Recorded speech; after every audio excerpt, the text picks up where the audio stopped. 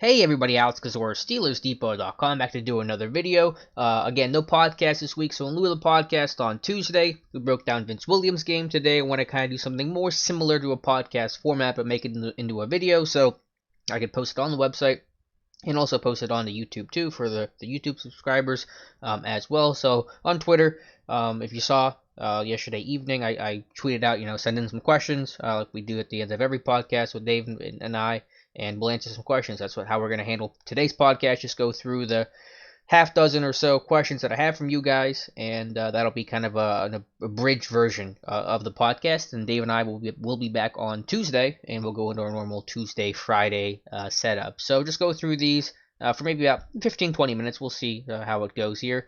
First question here comes from Sean Monster Maze, at Sean Monster Maze. He asks, have the Steelers informed anyone what's going on with Diontae Johnson, or will this be a wait-and-see thing? No, they haven't come out and confirmed anything. Tomlin was not asked about it during his rookie minicamp interview he gave on Saturday, so he's not asked about it. He's certainly not going to divulge that information. There's no obligation for the team to do so.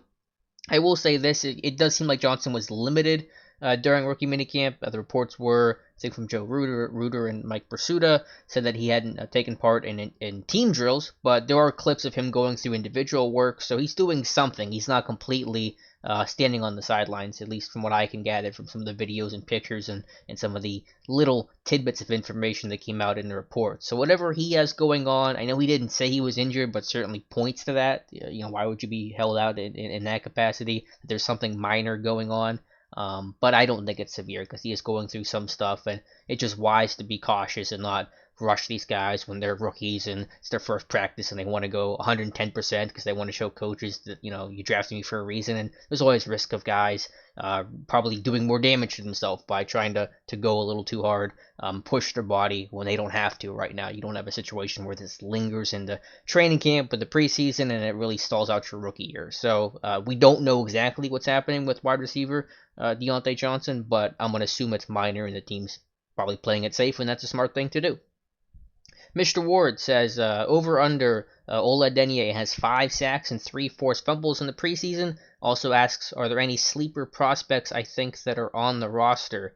For Adeniyi, those are some pretty lofty goals for preseason when snap counts are going to be low, but, I don't know how many he had last year. I think he had 3 sacks and 1 or 2, I think maybe 2 forced fumbles as a rookie, so sky's the limit for this guy. Really excited about him. This is a guy that's certainly a pass rusher first, second, and third. Don't expect him to drop into coverage. Don't expect him to really offer much on special teams, but the dude knows how to get after the quarterback. He's got leverage, he's got strength, power, and good technique overall. Again, a little James Harrison-ish, just knowing the background, the MAC guys, the size, and kind of the power in their general play style. So maybe those numbers are a bit lofty. Maybe I'll cut those in half and say, about 3 sacks, let's say, again, and 2 forced fumbles similar to last year, but another guy to be excited about, making the jump from year 1 to year 2. We hear about that with James Washington and others, and reasonably and rightfully so. But Adeniyi is a guy who could make that jump year 1 to year 2. And even guys like Ryan Switzer, who, aren't going literally rookie to second year, but Switzer was the guy that was traded a week before, I think, the regular season opener against Cleveland last year. And so you want to see him be able to take that step and kind of have that comfort and have that stability where it's not going to be a new experience for him. Vance McDonald, obviously a couple years in now, but didn't practice at all last preseason and missed the opener. So hopefully he can have that kind of stability that he's kind of been searching for the year before getting traded last year, missing all camp. Hopefully he can go through camp healthy and have that the benefit of that and everything that entails for kind of being able to hit the ground running from a comfort standpoint and the new stuff in the playbook and just kind of again hit the ground running and have good football conditioning too, not having to try to get yourself in shape as the season started. So with Adeniyi, again, I know that Keith Butler said Chicolo's going to come in as the number 3 and kind of didn't confirm it, but really implied that it's going to be tough to beat Chick out for the number 3 spot, but I think Adeniyi could and should and will push Chicolo because I think of the two, Chicolo and Adeniyi is definitely the better pass rusher, has the better pass rush upside. Now, he doesn't have some of the trust and versatility and special teams value that a guy like Chicolo has, but in terms of a pure pass rush standpoint, Adeniyi is going to win out. But it's going to be a question of, can he drop into coverage a little bit that the Steelers do, where those numbers came down pretty heavily last year, but still about 20% of the time, we'll call it, for how often these outside linebackers drop, and can they be scheme versatile? Can they play both spots? Can they play off ball in some of the different personnel groups and formations this team will use? And that's going to be the challenge for Adeniyi. But ideally, to me at least, Adeniyi's a number 3, because if he's number 4, he's not playing much on defense, because you're going to have a top 3 rotation and a little bit of a 4th guy, but that's about it. And then Adeniyi, again, really does not offer you much on special teams. So, if you could flip that and have, Adeniyi be the number 3 in that pure pass rusher, that'd be great. And then Chick to be the number 4 in a core and a good one at that, special teamer, that'd be fantastic. But Chicklow certainly has the upper hand because he's got the versatility and the knowledge and trust from the coaching staff. And he always has really good training camps. I think every year, even his rookie season, Chicklow's always played well in training camp in the preseason, because he's pretty advanced pass rusher, and in the sense of he's got a lot of moves. I don't think he has a go-to move, but his hand use, his hand fight, his pass rush plan is strong, so he always does well at Latrobe. So I know it's a really long-winded answer to your question, Mr. Ward, but Adeniyi, again, I'll say 4 sacks and 2 forced fumbles for him, and hopefully that can really push him into a, obviously not a starter's role, but into a role that gets him some decent playing time during the regular season. Mark Miller asks, after the loss of AB, Colbert re-signed Pouncey and Foster, made running back a draft priority. Do you think the Steelers are going to make a philosophical change to the offense and focus more on ball control? Before AB, it was thought we would lose Ramon, split carries, reduce turnovers, Samuel to H-back. Short answer is no, not really. As long as Ben Roethlisberger is still the quarterback, the philosophy is going to be the same. Everything's going to ride through and run through Ben Roethlisberger.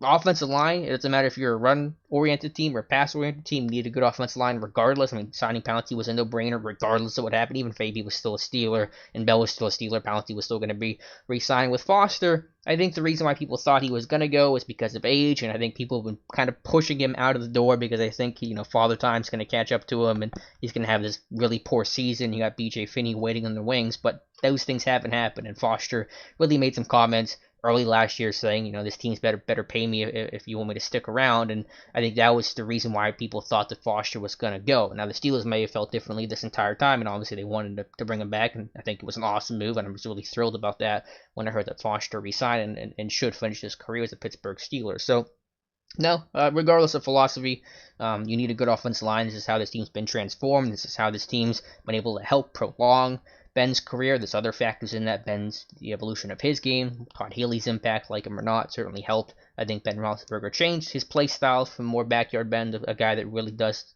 most of his damage from inside the pocket. So, no, I don't think there's a change there. And draft priority for running back, I mean, obviously, they took Benny Snell, but that's a 4th rounder. I wouldn't consider that a draft priority. Anything they did in free agency, obviously they didn't do anything in free agency, and I know they brought in a ton of backs for pre-draft visits, but they were generally mid-round types. Travis Homer, Mike Weber went in the 7th round. Snell was, wasn't a visit, but a 4th round guy, so I wouldn't consider that a priority. You could see some more balance, but again, it's going to be about whatever you can do to move the football is fine by me. Whether that's throwing it a ton or running it a ton, I don't think they're married to one thing over the other. But again, when you have Ben, the offense is going to flow through him. And this is a team that ran more screens and RPO type stuff than any team in football last year. And so you have those elongated runs that are the quick throw, the smoke screen and the bubble screen, the two-way screen, that are registered on the box score as passes, but functionally work like just elongated runs. But short answer, no. You need a good offensive line, and this is the team that's invested so much in the offensive line since basically 2010, and that philosophy is not going to change. So it's just a philosophy to building really well in the trenches, offensive line, defensive line, and that's going to help out the rest of the group. Albert Dines asks, Steelers are short of tight end, and we must bring another to compete with Grimble and Gentry to back up Vance. He's just asking, basically, are the Steelers, should they add tight end depth? I think they should. It's hard to be comfortable with just Grimble and Gentry, and with those guys, if one of those guys has a bad camp, someone gets hurt, we know the history with Vance McDonald. Yeah, I think you have to bring in another guy, because behind that, it's light, and I'm being kind when I say the word light. I mean, you have Scotty, who's going to be another exemplary, probably going to be in the practice squad. I mean, Kevin Rader. I mean, it's Trevor Wood, the tight end / long snapper. None of those guys could and should make the 53. So yeah, I think you want that competition. Now, obviously, I was talking about Lee Smith a couple weeks ago. He signs for Buffalo for $3 million a year. I would not give him Lee Smith a 30-something-year-old blocker, $3 million a year, so that takes him out of the equation, obviously. But there's still options, and I think we've seen Kevin Colbert go through training camp and make his kind of almost annual now training camp trade. Whether that was Ryan Switzer last year, Vance McDonald the year before, he's traded for Justin Gilbert, Brandon Boykin several years ago. So he's pretty active in August in terms of making trades. I think I did a study last year that showed that he's first or second, and I think it'd be second or third actually in the NFL in those August type trades or post draft trades. So I think that you will see some sort of move, or it's certainly the potential is certainly there. Now it could be also a roster cut that comes in. I mean that's a possibility as well. But two names I've talked about a couple times now. Maybe I'm repeating myself here, but Jason Kroom from Buffalo. Since Lee Smith got signed, especially since Lee Smith got signed, that could push Kroom out. They draft Tommy Sweeney in the 7th round.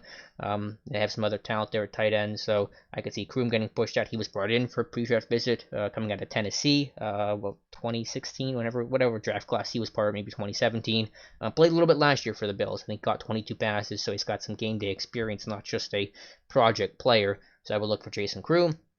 And then Michael Roberts from Toledo. Rumors the Steelers were going to draft Roberts back when he came out. I think 2017. The year doesn't matter too much, but again, kind of a big blocking type that hasn't really worked out in Detroit. But when they add Jesse James, they draft T.J. Hawkinson, 8th overall. It sounds like Roberts is probably on the outs, and that could put him on the Steelers' radar again. Another, I believe, pre-draft visitor, or the Steelers were at the Toledo Pro Day. I forget which it was, but they had interest in Roberts at some point. So short answer, yeah, I think that they should, and they will bring in some tight end competition, and those are two names to look at. Jason Kroom in Buffalo, and Michael Roberts in Detroit. Ted Webb, frequent emailer for the show, says most intriguing position or position groups that you're looking to watch at camp. I mean, it's a really canned and cliche answer, Ted, but all of them, I just want to go in and whatever happens, happens. I don't want to become hyper-focused or put blinders on for one spot or look too much at one particular position. Obviously, the receivers are going to be interesting post-AB. I mean, that's going to dominate the headlines, how the Steelers are replacing AB, how does James Washington look a critical component to trying to replace AB. You had Moncrief, you had Johnson, Switzer's, Raj, you've got a big battle there going on, Juju's progression. So that's going to be one to look at. The cornerback group as well. So you got a really good look day in, day out. Receivers versus corners. Steven Nelson into the offense or into the defense. Excuse me. They're going to play him any in the slot. And what happens to Mike Hilton if they do, or even if they don't? Is it going to be Hilton or Sutton?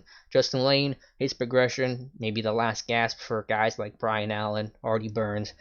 So generally the secondary. And the receiver groups are good to look at, but I'm going to have eyes on everything that I can look at because you never know what you might find in training camp. Dakota Smith asks, more likely to be resigned after this year or given an extension, Bud Dupree or Sean Davis is either likely. Dupree I wouldn't find likely, but I've been wrong about Dupree a lot in this process. That he's a guy that I didn't think was going to get the option picked up, and then they did. Didn't think they would keep that option and guarantee that money, then they did. So kind of all bets are off when it comes to their interest and valuation of Bud Dupree. I would say that Davis is probably more likely just because, with Davis, you can have some excuses for him because he's been shuffled around so much, coming in as a strong safety, quickly getting moved to slot corner when Golson went down for the first of what turned to be out several times, then getting back to strong safety, then free safety last year. I mean, there's been a lot of moving and shaking with Sean Davis, which certainly isn't going to be helpful for his development. So you could see maybe Davis being able to play that spot from year 1 to year 2, last year to this year in that same role. It's going to help him. But I don't think either is going to happen before training camp. I think it's going to go into the, so you play out 2019, see how those guys progress, see how other guys play, and kind of go from there. But I do think Davis is probably more likely to get the extension than Dupree. But as I said, I've been wrong on Dupree a lot in this process. So I'm not going to guarantee anything. I'm not going to guarantee that both guys get an extension, that neither get an extension, that one or the other will. Again, we'll see what happens, but I am pretty confident that neither will get an extension before training camp, before the season starts up.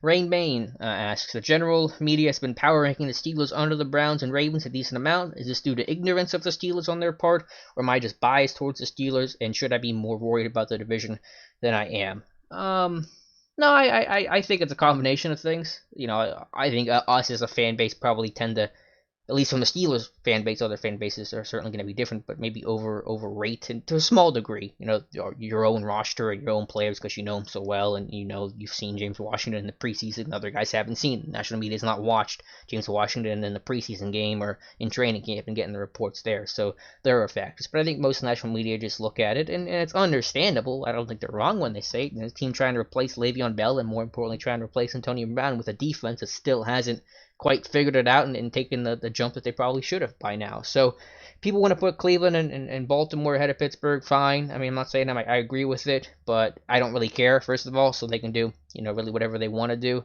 With Cleveland, they've had a great offseason. So you had a Browns team with John Dorsey that's had an awesome offseason, and Pittsburgh that's had a pretty terrible offseason, in the sense of, when you lose Bell and Brown and what's going to grab the headlines. Obviously, there's been replacements, and I don't think it's been a terrible offseason overall, but in the media and the biggest pieces you're losing, it's certainly not been a memorable one in a positive way for the Steelers. And the Baltimore, hey, they won the division last year. You want to talk about teams that have a chip on their shoulder? Every time I talk about or hear about the AFC North battle, I always hear Cleveland versus Pittsburgh. Especially there's a lot of Ravens fans pissed off saying, hey, we won the division last year. I know we lost some stuff on defense, but you had a guy like Earl Thomas. Where's our credit and where's our love in the national media? So again, obviously it doesn't matter. Anything I say, anything national media says, who cares? It's all going to be forgotten and very forgettable here in a couple months when the season starts up. But, that's the reality. Is the Steelers had a pretty poor offseason, and Cleveland had a great offseason. They got a really good roster. They got their franchise quarterback. They got a lot of weapons on offense, a defense that's improving.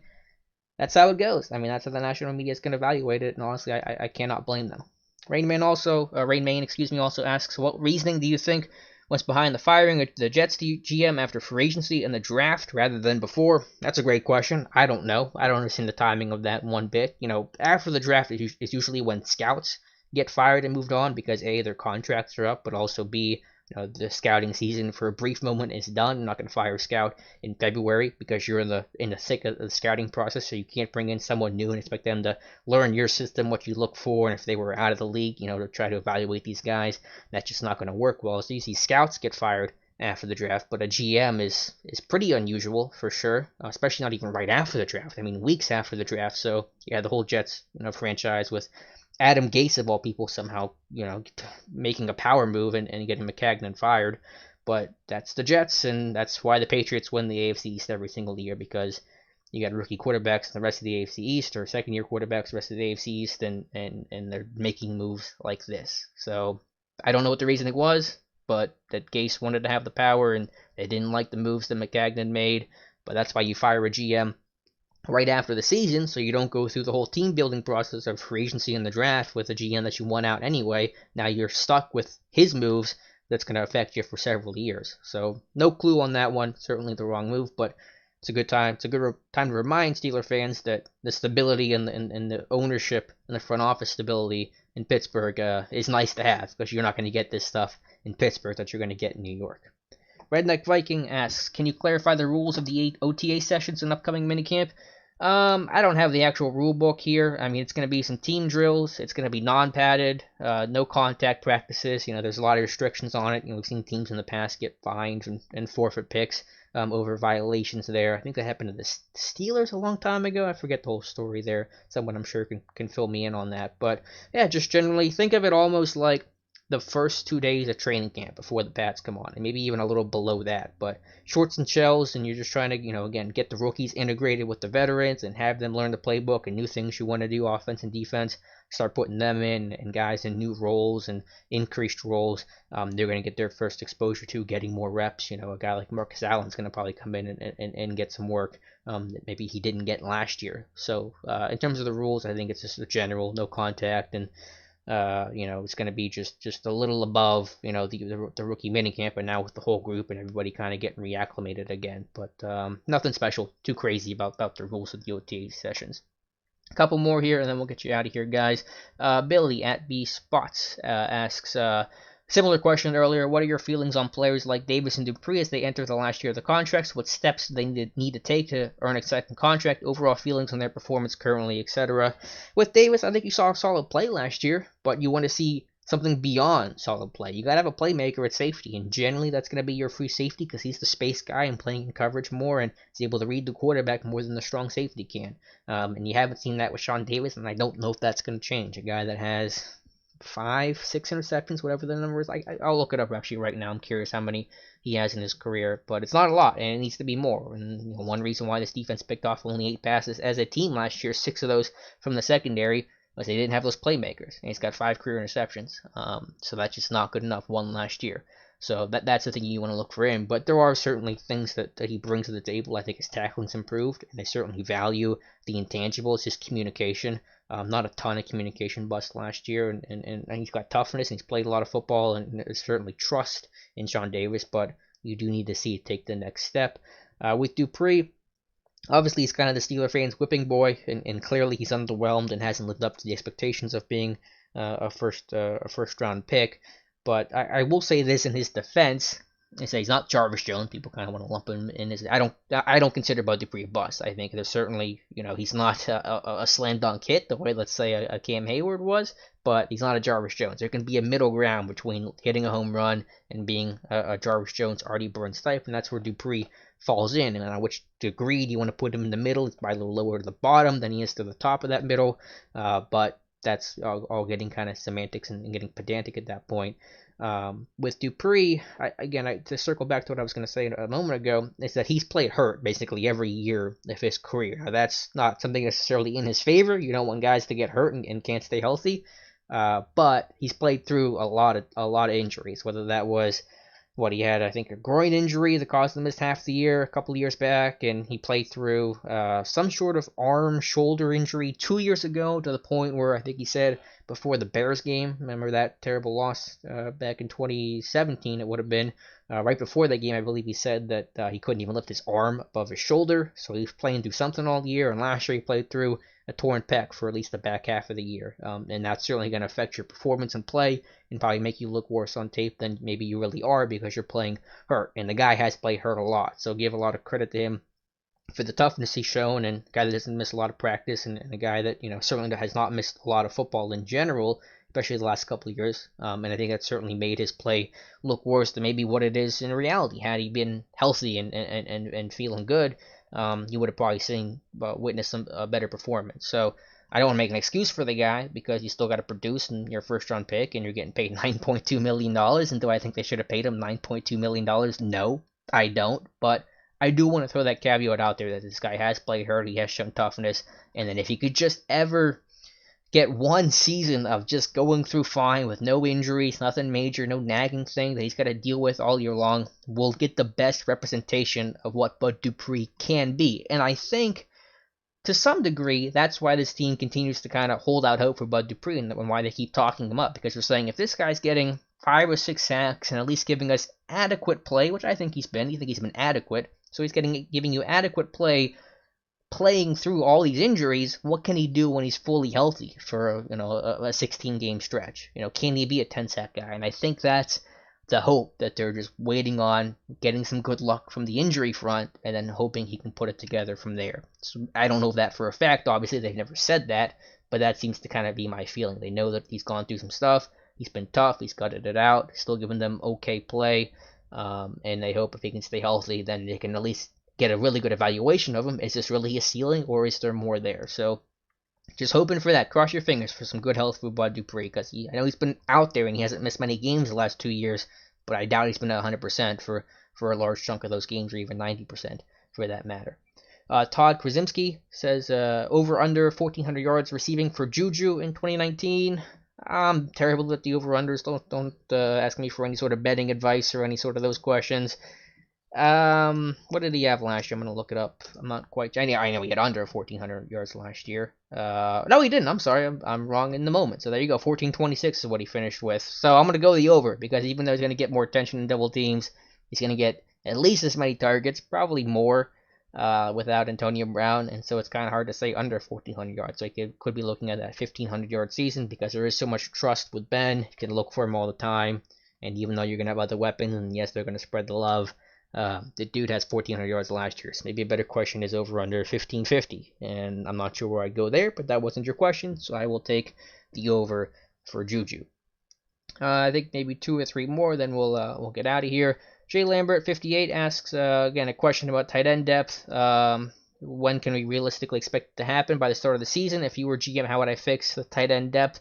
Like I said, looking for mid-August trades. Not much can be done right now in free agency. There really aren't any options out there. Max Williams goes to Arizona. Lee Smith, too expensive, goes to Buffalo. But again, the names I mentioned earlier, Jason Kroom and Michael Roberts would be 2 guys I could potentially trade for. Maybe give a 6th-round pick, 7th-round pick, or wait for one of those guys to be cut. Watch out for the Jets, too. Jordan Leggett's a name I mentioned in the past. He made the roster this past year, but the Jets always seem to have some decent tight end depth and some guys that are going to get cut. Maybe an Eric Tomlinson. I think he's still with the Jets. He's somewhere in the league. Kind of a blocker coming out of UTEP.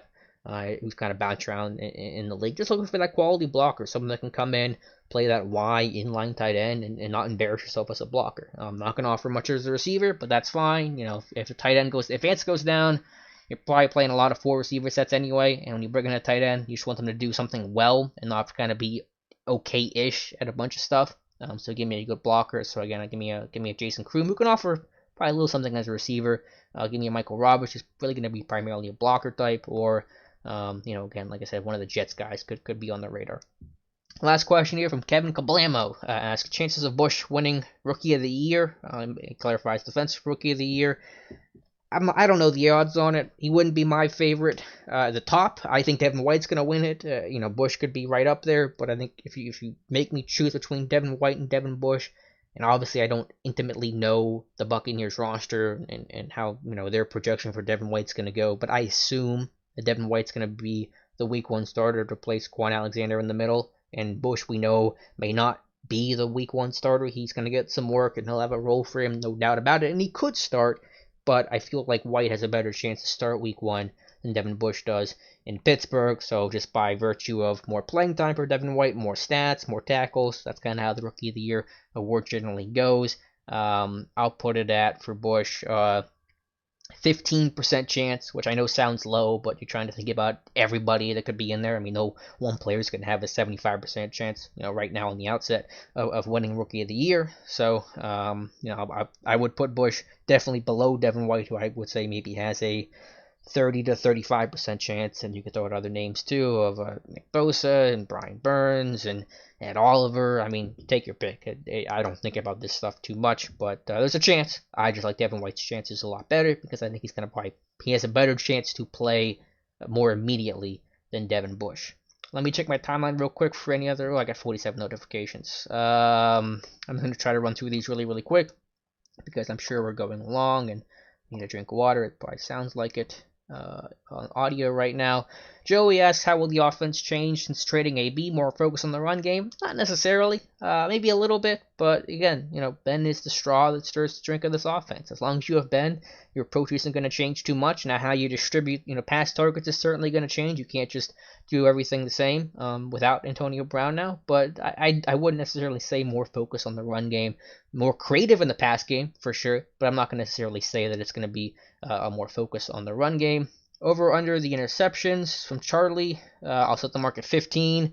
They're setting that pretty high. I'm going to take the under on that one until this defense can prove me something different. 8 interceptions last year. I said the stat before. It still blows my mind. They're first in sacks the last 2 seasons with 108 from the Steelers defense. That's far and away number 1 in the NFL. I think second place has 92 or 93 sacks. The Steelers again at 108. Yet the Steelers are 26th in takeaways over the last 2 seasons. So first in sacks, 26th in takeaways. Just unbelievable, really hard to believe you could have that kind of disparity. So I would certainly take the under. It's also a good time to remind you that the Steelers picked off 20-something passes in training camp last year. And we were sitting there asking, is this going to matter for the regular season? Is this going to be they can make big plays?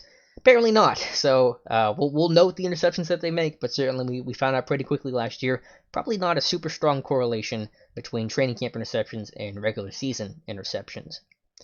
I'm going to scroll through my timeline here. Grant Humphrey asks, what can we expect to see out of rookies Devin Bush and Diontae Johnson in 2019? Bush could early on have an LJ Fort-ish role. It's hard to get a read on how this inside linebacker trio is going to work with Vince and Barron and Bush, but that's a good problem to have. Last year you didn't have enough talent to get on the field. Now this year, hopefully, you have too much talent to get on the field, and that's always a good way to do it. You rather have that than the inverse. But Bush at some point, I think, will turn into an every down role, maybe by mid-season, maybe right after the bye. I'm not quite sure, but he'll get on the field certainly early and have a role and an impact. His ability to call the defense could be huge. If they feel comfort right out of the gate or early on in his rookie year of him calling the defense, and he can have an every down role for sure. But if he's not there, you can't put him out there on 3rd and long in your 9 defense and have him be the only inside linebacker if he can't call this defense. So he's got to be able to do that. Now, can he do it? Sure. And at some point, he will be calling the defense. He did it at Michigan. Ryan Shazier did it. But you do have to show that. And you're not going to find that out until you get into camp and preseason games and some regular season action. And it's going to be a kind of a wait and see kind of thing. Something that you can guess at and assume that he can do it. But you don't know until you know. So we'll just have to all wait and see and see how his progression is. With Johnson, I don't think he's going to start week 1, but I think he'll just kind of work his way into a lot of different looks, a lot of different personnel groupings, a lot of different formations, work in the return game. I expect Diontae Johnson to be the starting something in the return game, whether that's punt or kicks. I think punts make more sense than kicks on his skill set, but we'll see on that. And then he's going to be a guy that can rotate in if you want to go 4 receivers, which I think this team will continue to do in 2019 to help try to minimize the impact of losing AB by just throwing out more receivers and spreading defense out more and creating more one-on-one man-to-man matchups and getting mismatches. You'll see Johnson out there. And he's a guy that can play the inside slot position. He can play on the X. That's versatility that James Washington didn't have last year. Remember Washington? And you go back and wonder, why did Washington struggle so much his rookie year? A lot of receivers do struggle out of the gate. They're not all Juju Smith-Schuster, but Washington was a guy that played on one side only, on the right side at Oklahoma State. And he's a guy that didn't see a lot of press coverage in that open offense that the Cowboys ran. So you go to the NFL where you got to move around, you got to play different spots, you got to know every position on the field, especially in Pittsburgh. That's going to slow your transition down because you're thinking too much and you're trying to learn, and you got to have that comfort and trust from the coaching staff. And then when you don't see much press coverage, when you're in the NFL and you're seeing a good deal of press coverage, even playing that Z receiver position, you're still going to see some more bump and run. That's going to be a transition too, and that's going to slow you down. With Johnson, he's a guy that played all over at Toledo, and being that X receiver and being kind of less air raidish than Oklahoma State, he saw a good deal of press coverage. So those are things that are going to help accelerate development and allow him to get on the field right away. So, I don't know exactly if we're going to see a full-time starting role. Probably not, but you're going to see Diontae Johnson, what's he wearing, number 18 jersey, on the field a decent amount in 2019. Let's see if we have any other questions here. I think that's basically all of them. I apologize if I didn't get to you. I'm just trying to read them really quickly here, and I'm recording this at 7:45, so if it comes in after, then obviously the video has been done by now. But we can do this in the future too. I can do these for own videos and do a little Q&A as well if you guys like. So appreciate you guys listening. Hopefully you enjoyed this little format and substitute for the podcast. Again, Dave and I will be back on Tuesday, bright and early for you guys. Appreciate you listening, and we'll talk to you soon.